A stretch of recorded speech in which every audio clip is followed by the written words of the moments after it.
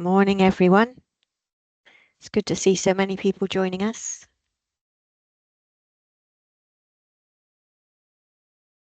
I think according to my laptop, it is 11 o'clock. So if everyone's okay, people will still be joining us, but I will start. Morning to everyone. Thank you for joining us for this webinar, which is looking at tackling health inequalities, focused specifically on supported housing and the important role that that has. I'm Sarah Davis, and I will be chairing the session. I'm in our policy and external affairs team here at CIH, and one of my big passions and an area that I lead on is the importance of housing as a building block for life and for health and well-being. So it's a real pleasure today to have some excellent speakers talking to us about the important role that supported housing plays.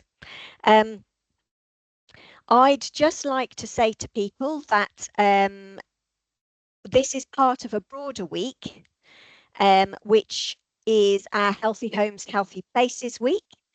And we'd encourage you all to take a look at that web page that we've dedicated to housing and health, where we've tried to collate a whole load of resources, not just CIH, but signposting you to other resources as well. And we're doing this in partnership and with the support of AICO, that we'd like to thank them for their help on this too. But what we want to do is just bring into a place some of the really important resources that you might find useful for your role in connecting housing with health and delivering good health and wellbeing services. We also have some new material. We have blogs from some of our partners. We have a couple of videocasts, which is an interesting start for us, where you can just listen to some experts in the field talking particularly around the whole kind of issue of health and climate change and the partnership with health in local places. And it kicked off on Monday with a webinar looking at damp and mold and hazards in the home and how we're going on tackling that. So today we are focusing on the importance of supported housing. And we have some really great speakers for you. I just wanted to kick off by saying that from a CIH perspective, housing, supported housing is a really important part of the kind of like getting right homes in the right places to support communities. And we know that there are, over 650,000 of these homes. That was back in 2016 when the government did its review of supported housing. And we know also that the National Housing Federation has said that we need by 2040 at least another 167,000 more supported housing units. That's a 33% increase. So how are we going to get there, and why really do we need to keep that focus up? That's what this is going to be about. We're not touching on homelessness today, but we know that in the focus that the NHF had on homelessness in research last year, it demonstrated that without supported housing, people who are presenting with increasingly complex needs and multiple needs would really be much more at risk of housing and the worst kind of homelessness, which is rough sleeping. And that actually supported housing for homelessness actually helped roughly, they thought, about 41,000 people. Without it, that's the number of people who would be at risk of the worst kind of homelessness, and a further 30,000 at significant risk of homelessness. With this, when you think about that being a saving per person per year of about 40,000 to other public services, that's just a bit of a snapshot of one small area of the whole supported housing picture. And today we're going to hear a lot more from experts Eden Bailey, who's going to talk to us about the value for people with learning disabilities. We're going to then hear from Mark Green, who's going to talk about the broad offer to older people that Grand Union Housing Group present. And we're finally going to hear from Simon Locke, who's going to focus in on veterans. And these are just a few of the many groups of people that can be supported through really good, high quality supported housing.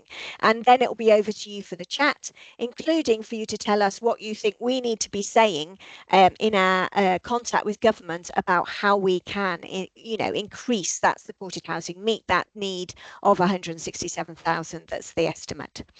So what I will also say to you, as well as thanking AICO and reminding you of the broader resources that are there on our website, is just to let you know that this is recorded. This is being recorded, so hopefully will be all right with that, or take necessary action if you're not happy, because we do record these, because we do find that as well as a lot of people coming in to listen and take part in the debate on the day, a lot of people really do enjoy catching up on it, even if they've been in the actual event itself. And I myself rewatch some of our webinars quite a lot when I want to remind myself of some of the key issues.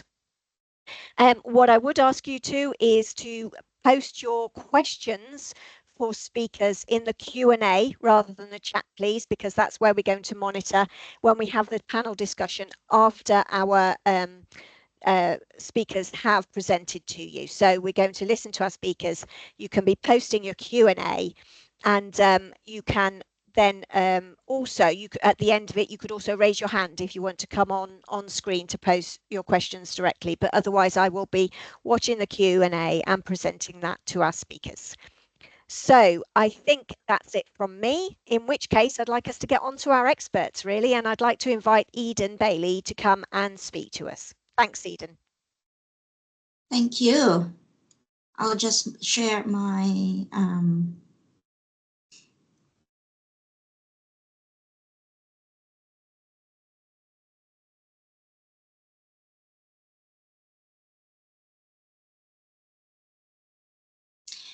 Can everybody see my screen? We can, Eden. Thank you. Okay, that's great.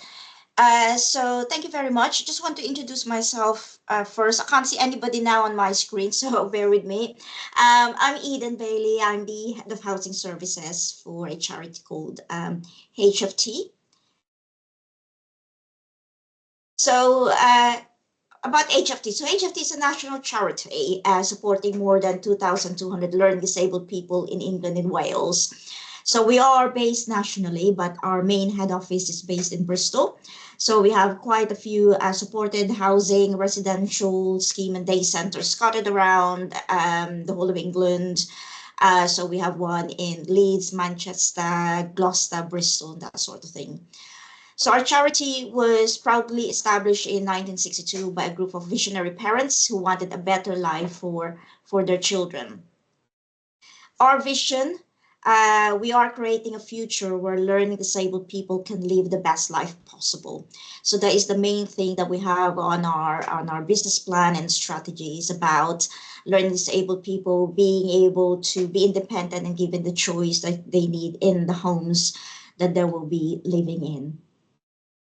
So I'm just going to touch up about on one of our core priorities as an organization and as a charity and as really focused on people with learning disabilities. It's about creating solutions for living your life independently. So it's a very big importance for us that people with learning disabilities are able to live independently, and they have, the choice in a good adapted properties. So that's one of the main priorities that most of us are working towards within our own organization. So you might have think, what is creating solutions for living your life independently all about? So as we know, as a topic of our discussions here, we know housing and support need to work harder for learning disabled people in the future.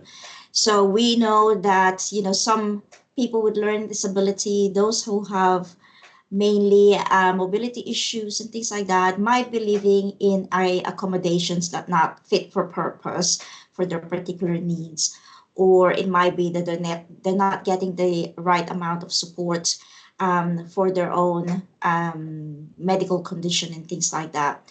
And we know that housing and health would need to work jointly and collaboratively in order to create the solutions to be able for them to live independently in their own home.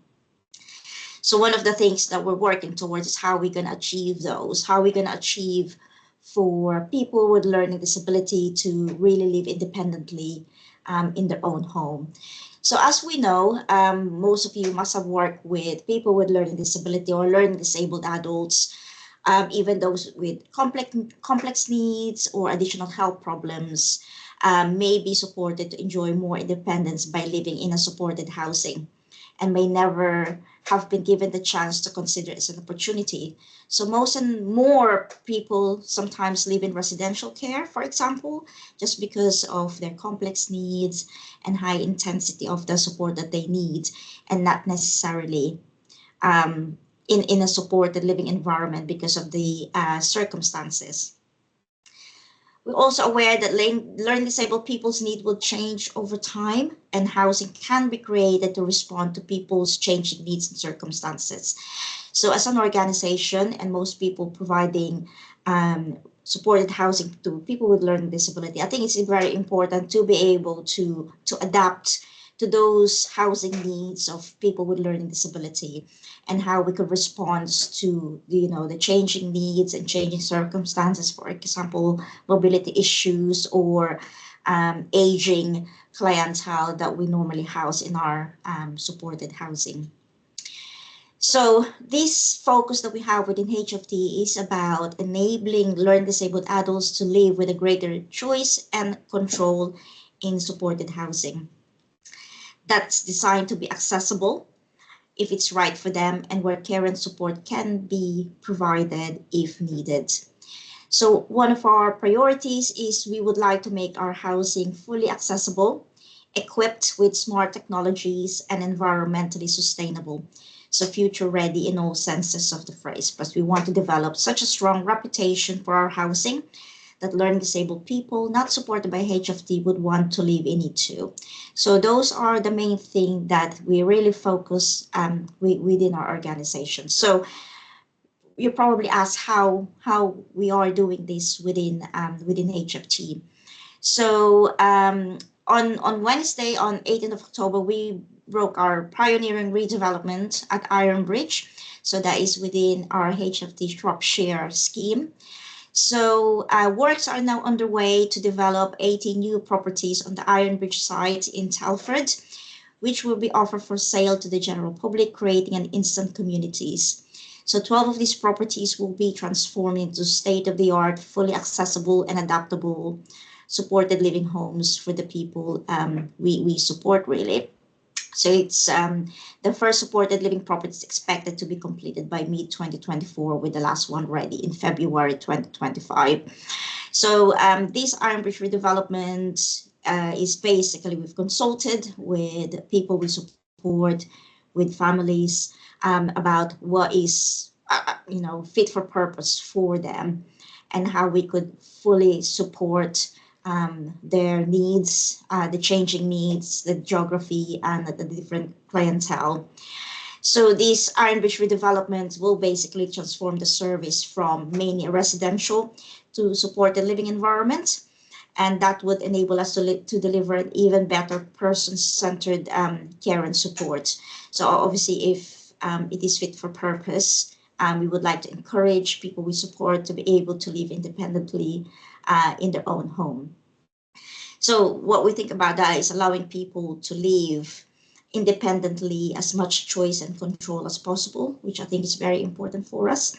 By developing the site in this way, we are transforming an isolated campus setting, which some of our old redevelopment or properties are in a campus site setting, into a more thriving community, bringing the community to the people we support. So at least they're not isolated, and they're fully included in everything that's happening within the community.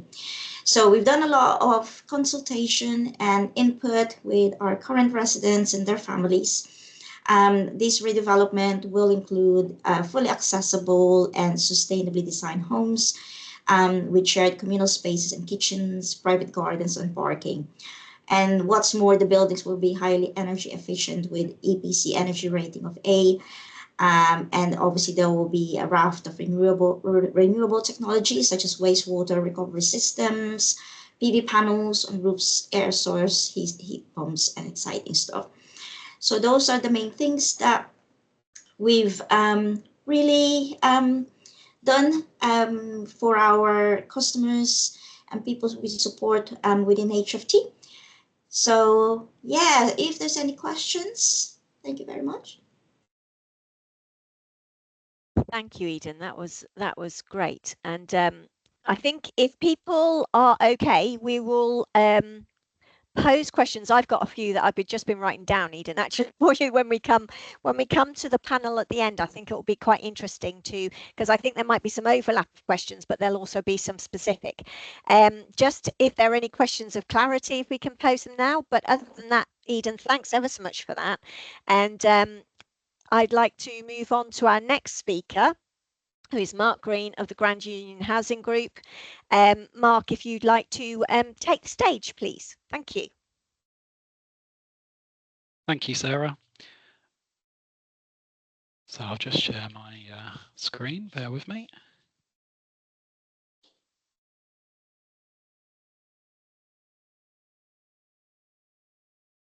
There we go, is that?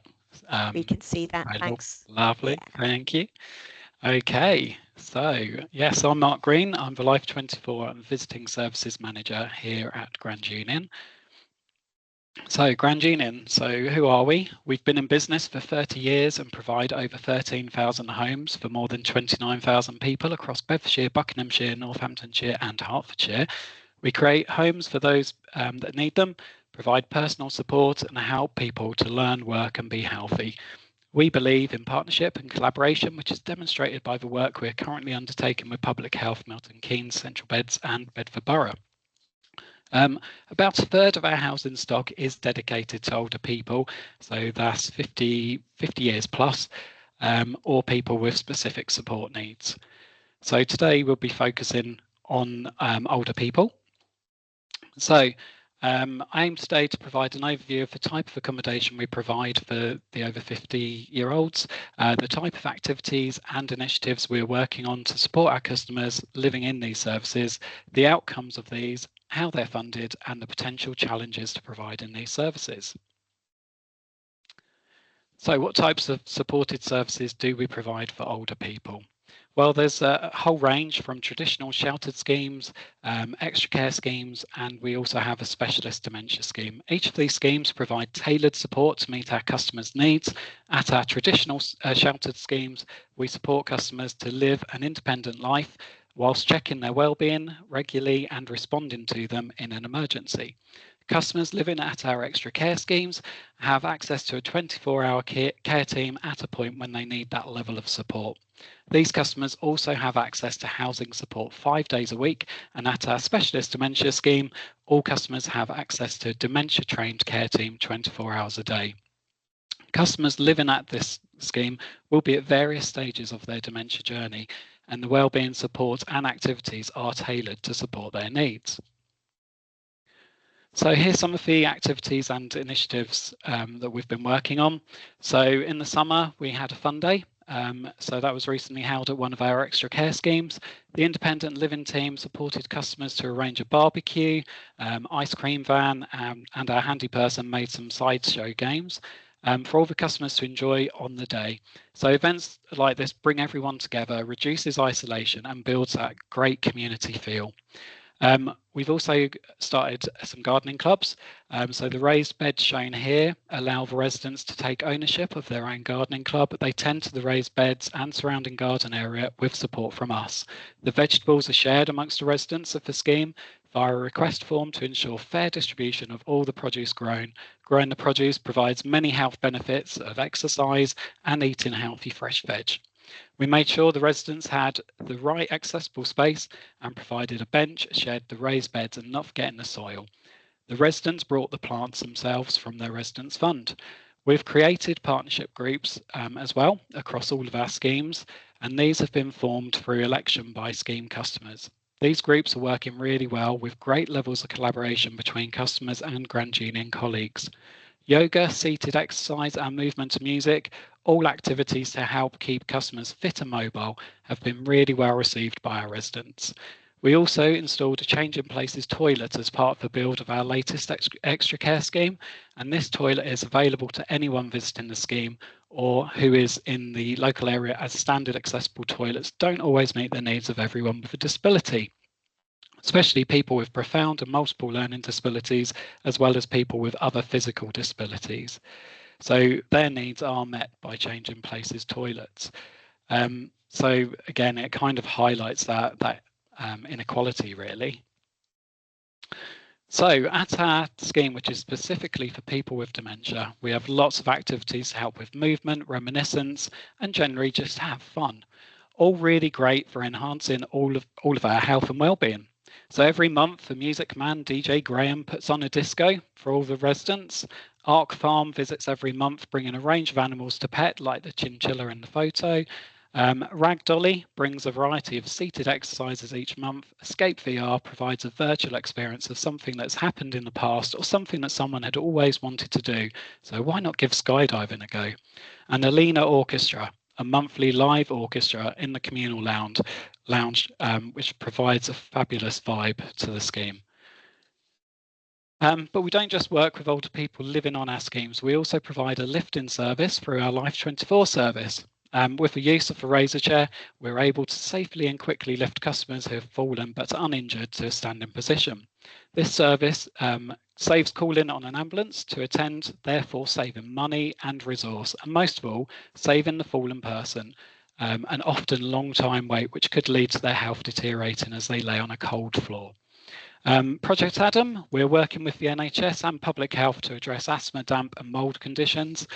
So our Director of Housing, Health and Wellbeing has been working closely with the Head of Public Health in Milton Keynes, Central Beds and Bedford Borough, drafting a letter to all housing providers asking the NHS to share information to us as landlords about our customers' health needs. In addition to this, we have created our own scripting for any customers who contact us about respiratory conditions, so that we can contact social prescribers if needed and their consultants where applicable to ensure their health and housing needs are being met. With Public Health, we have run several community health checks from our schemes, as well as from public buildings, and this has enabled us to not only help our customers, but the wider community to recognise any red flags regarding their health and to encourage them to go to get these checked. We've been running activity days on behalf of the local authority for a number of years, and these are run at our communal lounges on our schemes, mainly for people living with dementia, but we also welcome people that are feeling alone and isolated to join in too. We're about to open a community hub at our latest extra care scheme that will provide a more homely venue for a local authority day service running Monday to Friday. And we are developing a blueprint from this so that we can scope similar services across our business areas. So what outcomes have we seen from these activities? Well, as you can see there, these activities are well attended, with numbers always being at a high number. They enrich our customers' lives, supporting their well-being, both physically and mentally. Movement to music and armchair exercises have run at 7 of our schemes so far, with a further 2 planned. These are dance and seated exercise. 6 out of 7 of these activities have continued even after they moved to being self-funded, which is amazing and shows that they are really needed. The classes have alleviated isolation as well as increasing physical fitness, and that by bringing the classes into the schemes, we have made physical activity accessible for people who may not otherwise be able to get to a gym or community class. Classes are provided by 2 excellent organisations, Imagination Dance and Let's Get Going, and achieve great results. Plus, they are a lot of fun. We've used the hacked social value calculator to understand the difference we've made. Based on monitoring after 10 weeks of classes at 5 sites, 21 people started attending a social group who had not attended one before. 29 people improved the frequency at which they exercised. 25 of these had not exercised previously, and 4 had exercised infrequently. In total, our analysis showed that the improvement to personal wellbeing was valued at £206,820, with an exchequer saving of £3,428. Benefits reported by the customers included improvements to muscular strength, coordination skills, memory skills, mental well-being and quality of life, and community connections and social relationships. So this is what people have been saying about the community health checks and the part-funded exercises. So it's just some examples there. Yeah, so I kind of really like that one at the bottom in the middle. This class has helped me. It brings me out of myself and has made me laugh again. You know, it's just so great to hear something like that.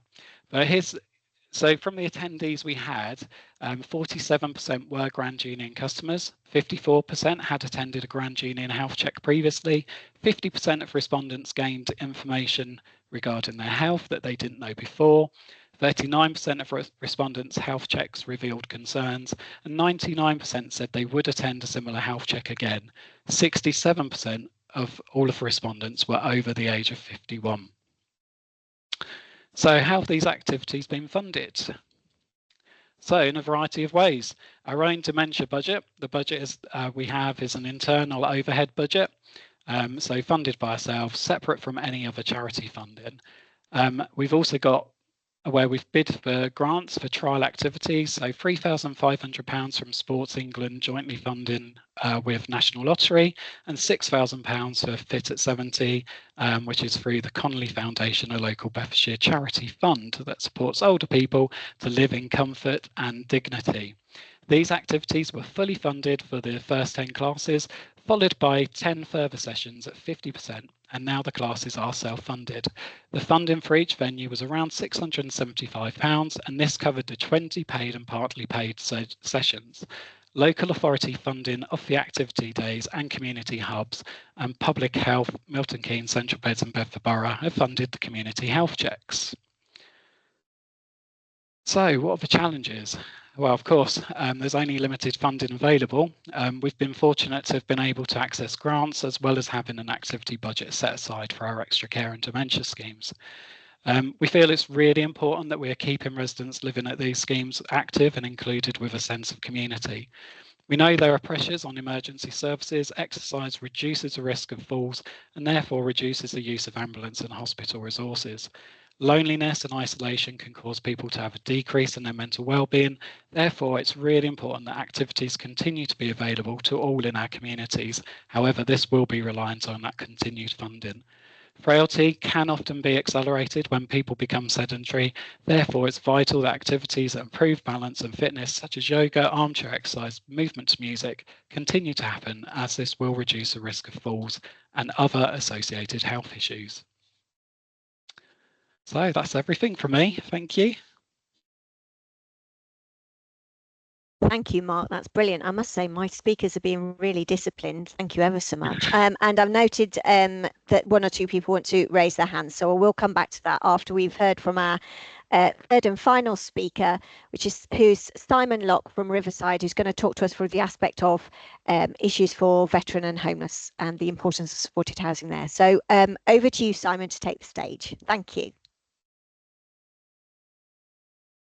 Good morning, everyone. I'm Simon Locke. I am Riverside's Veterans National Service Manager.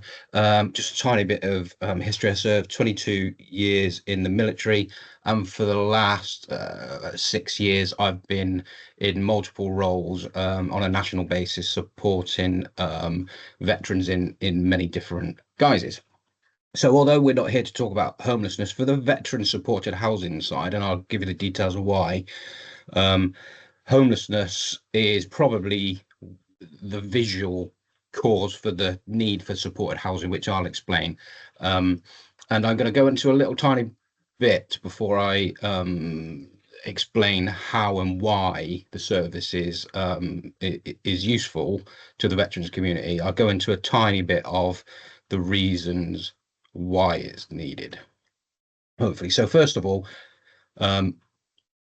Riverside have 3 supported accommodation schemes. You can see them there, a totaling 76 units. So a very, very small proportion of what Riverside social housing, I think we're the 4th or 5th largest social housing non-profit organisation in the UK.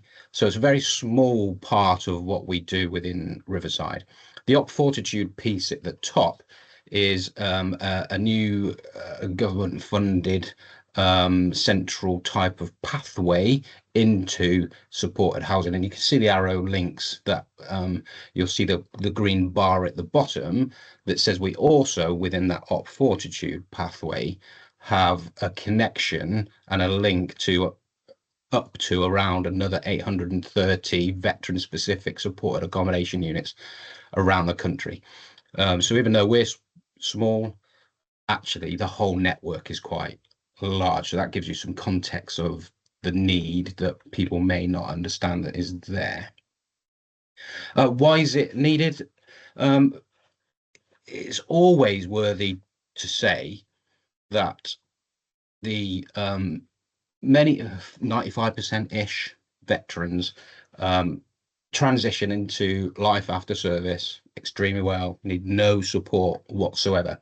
It's only a very small population that need ongoing support, and then it's an even smaller population that need support through supported accommodation. So we always must maintain that service life gives you great skills for the future. The people that we see, the veterans that we see, we don't tend to see them until 10 years plus after their service. As you would expect, moral injury is becoming quite a big subject.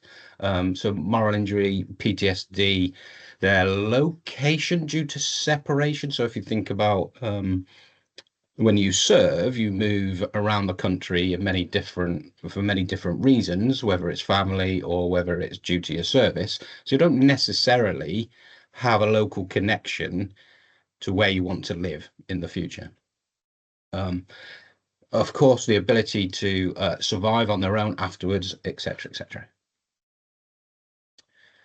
Veterans can find it hard to engage at times. Not all veterans, and they find it hard. Some, and I'm talking about that small minority, find it hard to trust professionals. And I'll give you a couple of examples as we go through. And one of those examples is if you think about somebody suffering with complex mental health, might have an addiction need, for example. That individual goes into group therapy within the addiction service, but is told actually you're not allowed to talk about your service experience, which has caused trauma. So whether there's been involved in explosions or gunfire, for example, not allowed to talk about that because it could traumatize other people.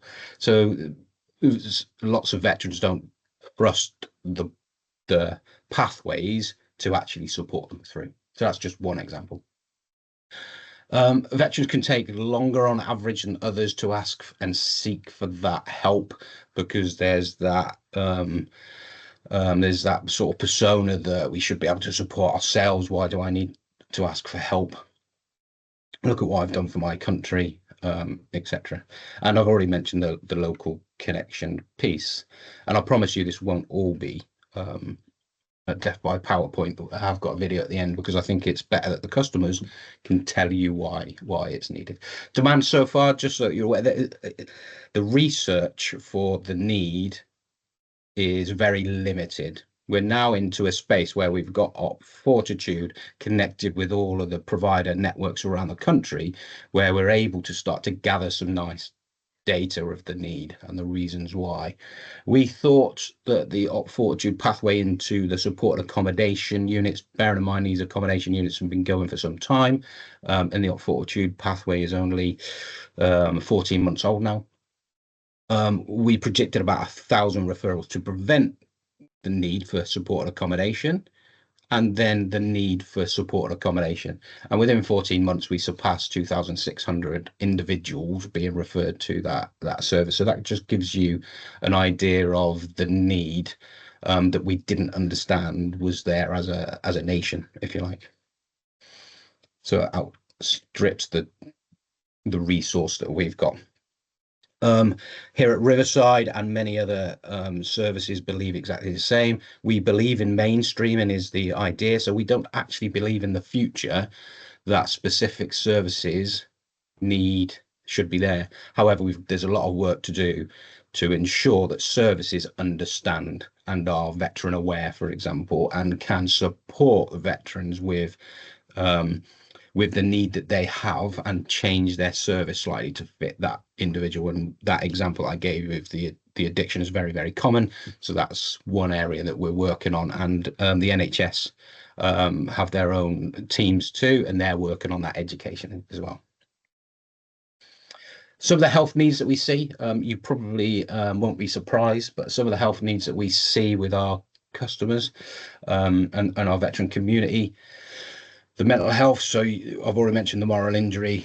Brain injuries are now becoming quite common. Depression, anxiety, aggression, abusive behavior due to potential PTSD and the anxiety, for example. Isolation I've put in there, even though that's not a mental health condition. Actually, it is a huge part of what we see. Veterans become isolated due to the large divorce rate 10 years post-service, and for many other reasons, such as not having that local connection, for example, of where they want to live.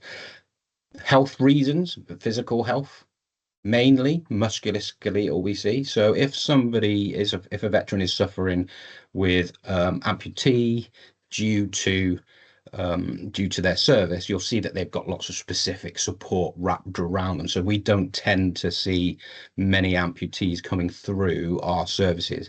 The main compensation claim for veterans leaving the forces is musculoskeletal, and that's most of what we see.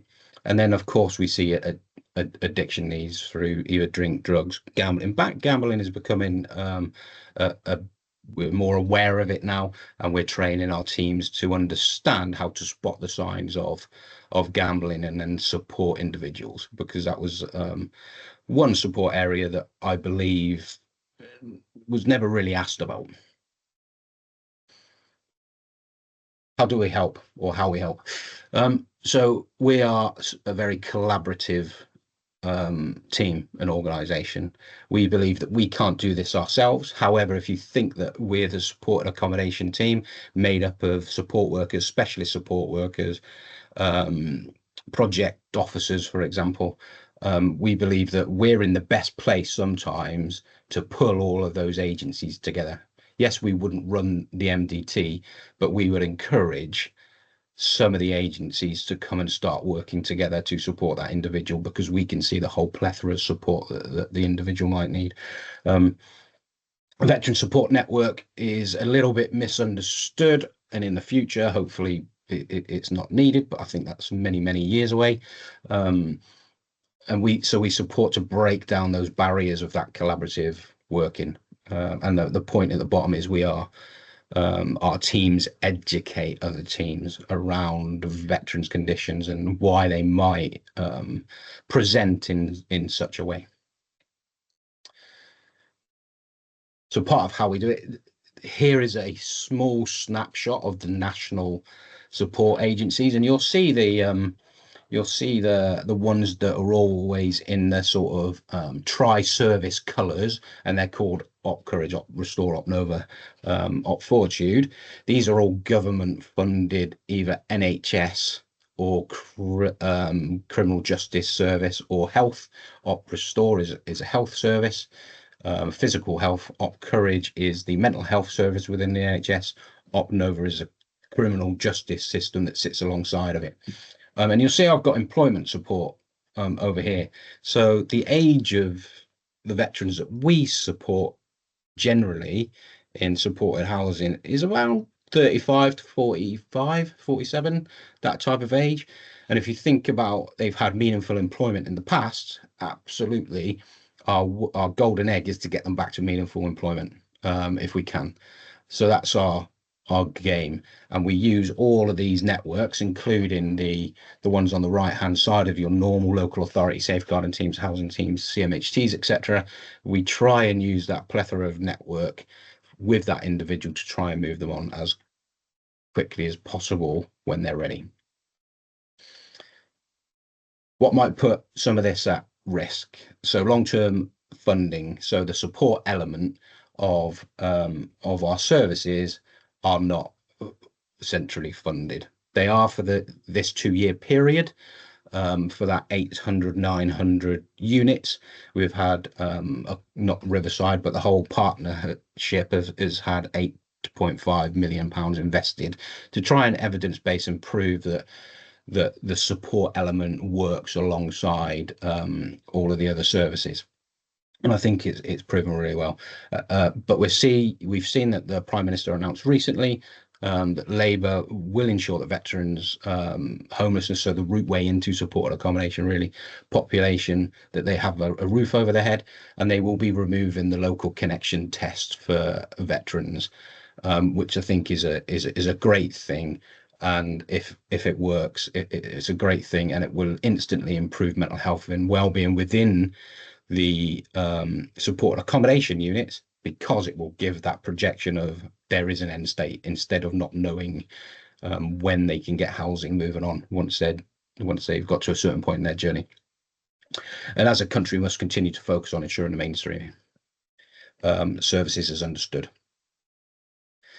So this may work, it may not work, but I think Alicia's on hand to support me if it does. It's only about a minute 40. This is a story from Paul. He would tell you why the veteran supported accommodation and the route way into it is so important. Let me give this a go, Alicia, and if you can be on hand if it doesn't work.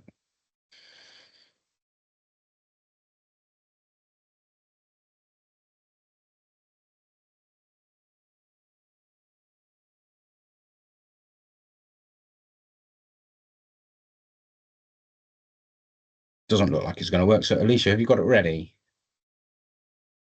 Yeah, I can try my best to share that now. I'll stop sharing. Just give me a second. Thank you.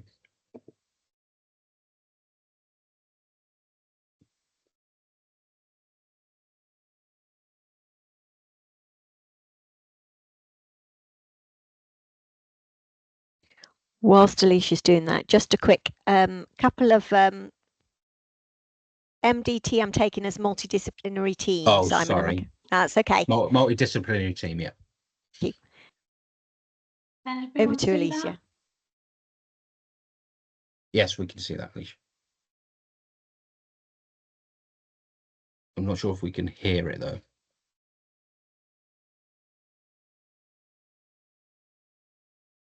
There is subtitles on the bottom.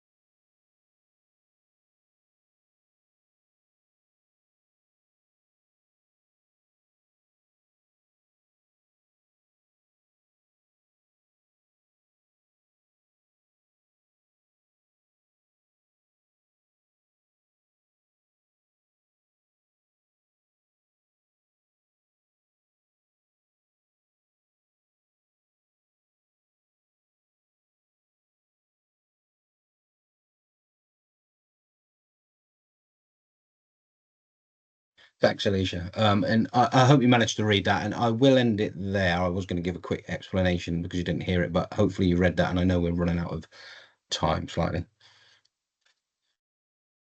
Thanks, Simon. And what we'll make sure we do is also share the link to that so that people can actually watch that themselves independently and listen, because sometimes listening to somebody's voice is actually quite, it makes things go home, doesn't it, when you actually hear it in someone's voice. Yeah. So I'd like to invite Eden and Mark back up to join me with Simon, if that's okay, as the panel, because we have some time now for Q&As. And you have been popping some things in, so I don't need, I also do have a couple of chairs, ones that I'd like to pop in. But I'll start with yours, and if no other questions come, I'll pop in with my chairs. So just for some clarity, Eden, I can't see Eden, but that might be the way my my screen's going.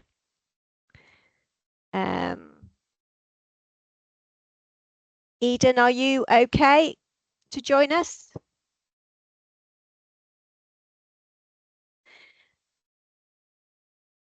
I'll leave one of our backup team to contact Eden, because I seem to see her as on hold, so I don't know whether she's having IT problems. It might be so, because if I appeared looking panicked on your screen at one point in the middle of Simon's presentation, it was because Teams kicked me out and I had to hurriedly get back in. So I noticed I did appear sort of like with a bit of a panicked look on the recording. But when we do manage to get hold of Eden, hopefully she'd be able to talk to us about the issue that James raised about language, and maybe there are some others on the call that could actually talk about. Sometimes it is difficult to know what's the appropriate language, particularly around people with learning disabilities or learning difficulties, people on the autistic spectrum.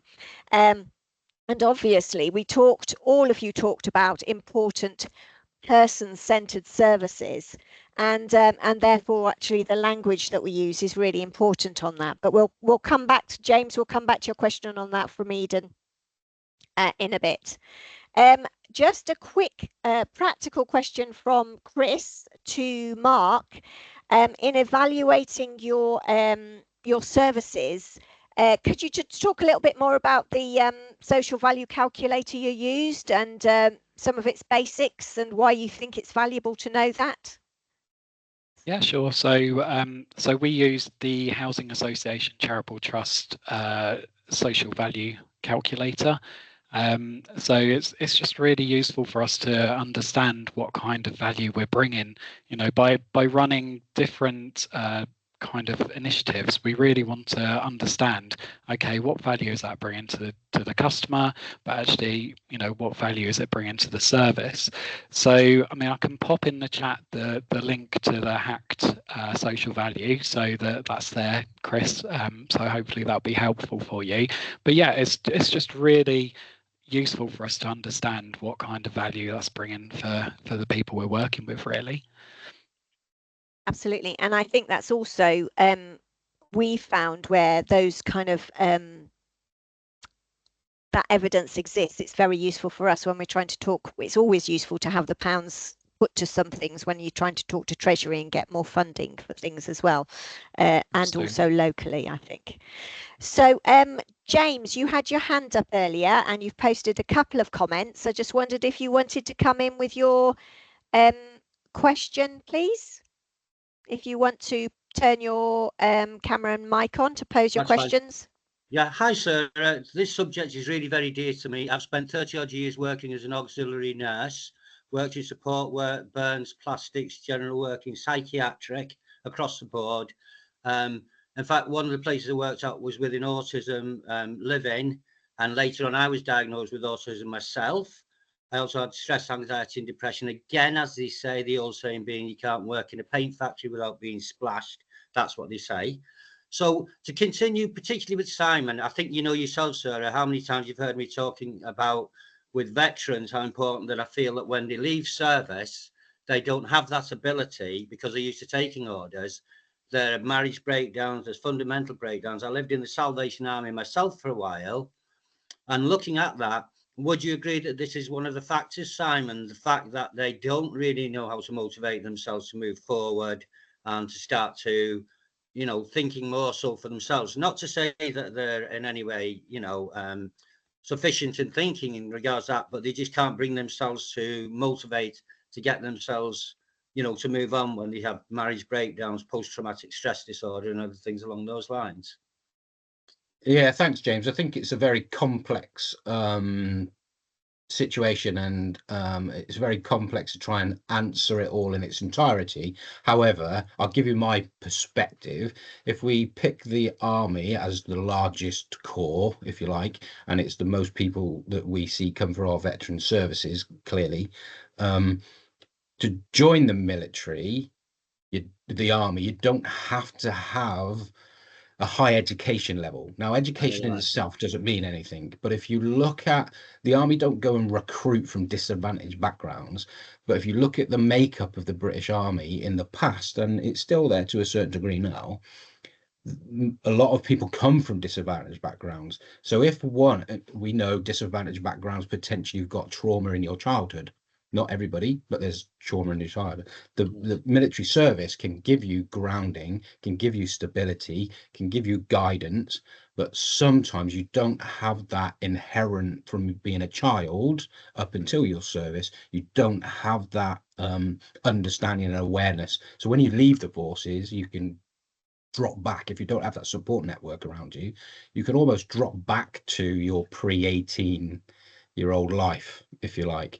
And many of our veterans that we see start to lose the connections with their military friends and colleagues, and that's where they become isolated, unsure of how to do things, etc. So yes, I do agree, James, but I think it's not a clear-cut reason why. Could I, if I may, disagree with you there? My brother was in AICO, right? He was AICO, and another brother in the Signals. One left, a sister in the RAF. My oldest brother, Tony, he finished up with family difficulties and drinking eventually problem at one time, but he was AICO, and he was, you know, in Germany in AICO and all the rest of it. So his family breakdown did happen also. I'm saying it's not necessarily a matter of intellect or, you know, how clever you are. It can be any circumstance on your breakdown and how you struggle with the things you've had to face. And with regards, if I may, Sarah, there was a question I would have liked a little later put to the other panelists, because it's something I've actually got a suggestion on that I introduced myself, working with the Jewish Blind Society and others. Okay, James, we'll come back to that if that's okay. We'll come back to that one. So the other issue that and quite a specific ones came from Sheetal. And if it's the Sheetal I worked with, hi, it's good to hear from you again. Specifically around fire safety and supported housing and independent living. Now, not necessarily, obviously, the most high risk. I doubt you've got a lot of accommodation that's the, you know, the very high risk above 18 meters, although it'd be interesting if you do.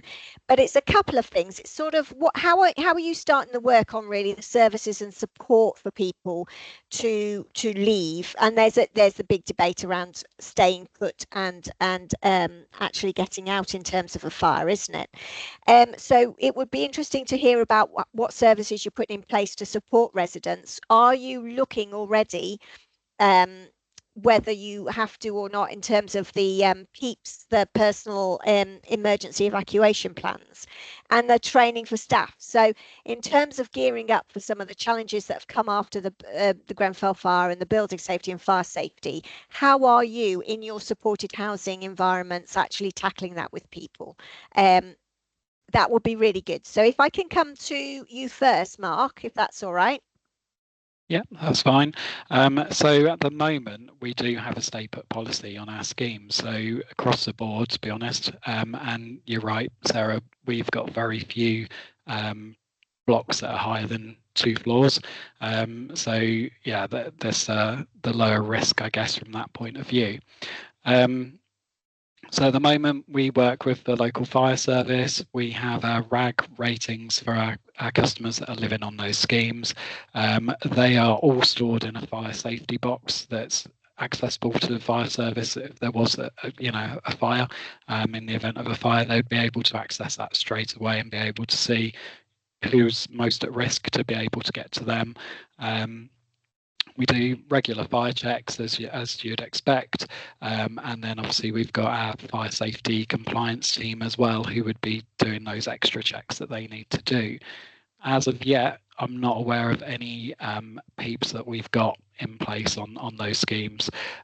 Saying that our dementia scheme possibly has, but I would need to refer to colleagues that manage that directly to find out exactly how they're working that. But certainly, on the whole, generally, we don't have those PEEPs in place.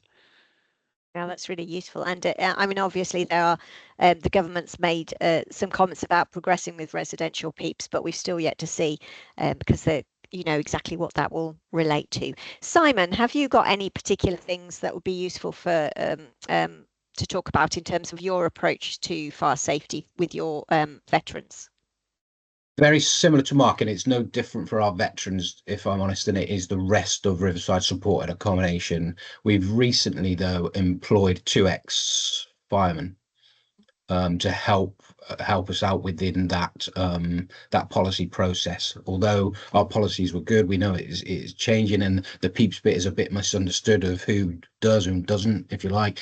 The fire service recently suggested something different to what we had in our policy, so we followed the fire service, but that's why we employed ex-firemen to come in and help us with that policy sort of change. Yeah. And if anybody has some good fire policies that perhaps where they do have supported an independent, particularly if it does, you know, there are 1 or 2 I'm aware of in high-rise blocks, then if people are prepared to share those policies and how they're dealing with it, that would be really interesting, and we could circulate that or post it if you're happy to on the Healthy Places, Healthy Homes, Healthy Places. There's just there was one other question about some of the things that you talked about, Simon. It'd be interesting also, Mark, I know, to have your reflections on a broader population as well. But if we start with Simon, when you talked about supporting people suffering from gambling addiction, and obviously that's a really hard one to spot. So Audrey's asking, she's just saying that must be really tough because of that addiction being so silent and hidden. So how are you picking up and how are you supporting them? Yeah, it's very tough. And it's not something, as I said in the presentation, I think lots of people have considered to ask about. So the first thing that we've done is it's been highlighted to us as a need, and actually I think it's next week the whole of our veterans teams are going through gambling training, and the team there will help us understand how we tackle it. Each of the services have good local connections with advisors to support people how to finance better and how to come to terms. So we have lots of connections. I'm hoping the gambling awareness training that we have will give us some gambling specific, and there is a veterans gambling specific support service in the UK where they can get mental health therapy at the same time as their gambling addiction therapy. Mark, have you come across anything in terms of supporting a broader cohort of people? So personally, no. But what I am aware of is that our financial wellbeing team will pick up on things like this. So if we was to come across somebody living in our schemes, but just to mirror what Simon said there, it's very difficult to pick up. You know, it's quite well hidden unless there's really some financial sort of evidence that's going on that, you know, people aren't eating, or that sort of self-neglect. Sometimes that can indicate it. But certainly where we do know, our financial wellbeing team will provide some support. We are working closely with, like I put in my presentation, with public health in Milton Keynes, Bedford Borough and Central Beds. And one of the great things that they're doing is training our staff to look at things like this. So yeah, it's something that's on its way. It's coming, but certainly we need to be more geared up, if I'm honest. And if people on this webinar don't know about some of the great work of the partnership with public health that's happening in across Bedford Borough, Central Beds and Milton Keynes, you can go to our Healthy Homes, Healthy Places webpage and take a watch of the video cast that was posted on Wednesday, which looks into this. And I know that when you referred to community hubs, Mark, a lot of the you pull together a lot of support services in those community hubs, don't you? And people can actually access a lot of support for drug and alcohol services, help with having a healthy weight, smoking cessation. So I would really recommend that people actually plug into that video cast as well, and have a look at the resources on that page of that partnership that's been followed in that area. James, I do see your hand, but we are 1 minute to. So I think what I might need to ask you to do is if you can post to me, because you know my email, I think, your question, and I will pose it to our delegates, our panel, sorry, and we see if we can put together an answer for you that we then also share with others if people are okay for us to do that. James, if that will be all right with only 1 minute to spare. Is that okay with you? Because I think now we might probably need to wrap this up. And we're really thankful to our panel. We have lost Eden, unfortunately, and she's obviously not been able to get back in and on the call. But I do want to thank Eden and Mark and Simon for their expert presentations and just highlighting the value of supported housing. And I think just to drill back onto Mark and Simon's the challenges, funding, awareness of these important services, that's all really important. So we will continue to try and make sure that we make the case for this valuable housing. And also all delegates, I encourage you to, if you have things that you know that we should be saying around why this is important or evidence you can point us to, we'd love to capture that in our discussions with government about the value of this really important type of housing and why we need to make it on a more secure footing, both with revenue funding and the capital investment. But other than that, I'd like to thank you all for taking part. And for anyone who missed it, that you know that would have liked to have seen it, the recording will be out and we'll be sending you the link shortly, and it will also be posted on that Healthy Homes, Healthy Places webpage. So I just want to say thank you again to Mark and Simon and to all of you for taking part. See you again soon, hopefully. Bye-bye. Thanks, Sarah.